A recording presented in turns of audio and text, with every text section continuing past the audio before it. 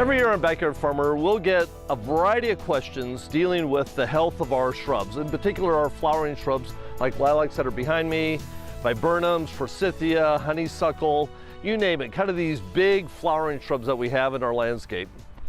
So many times the questions are, I have a certain insect, might have disease, mildew is a common problem, the size of the plant, it's getting too big for me, what do I do? So really the solution to so many of these questions is getting in and doing some pruning. So the pruning will do a variety of things, especially in lilacs and some of our other shrubs.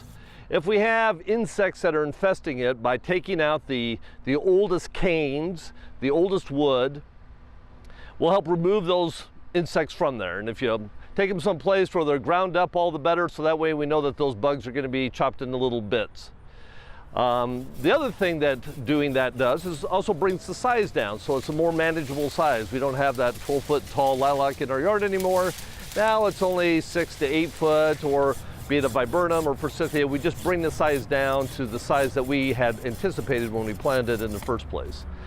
So if we're having some disease issues, pruning it out helps open it up, get more air movement in there, and again, we have those problems just kind of instantly go away because we've taken care of it. So some of the things that we need to think about when we're doing it, first of all, to make sure that we're prepared.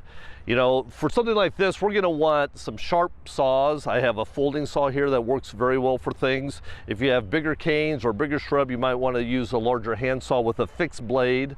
So that'll help you do a little bit better job in there. Certainly if you're using sharp tools, you're going to want to have gloves on to make sure that you protect yourself, and then safety glasses as well, because you'll be sticking your face in there. You don't want to get anything in your eye. So when we do this, we're going to want to go ahead and cut things back to about 6 to 8 inches, those canes that I remove. So fairly close to the ground, we want to take those out. And again, I'm looking for I'm kind of going through counting the canes, picking out the largest, oldest canes, the third oldest ones. And sometimes if you have one in there, maybe it's not going to qualify for that, but it's already died back, we're already having some issues with it, you can go ahead and take that one out as well. But that's what we're looking at, about a third a year.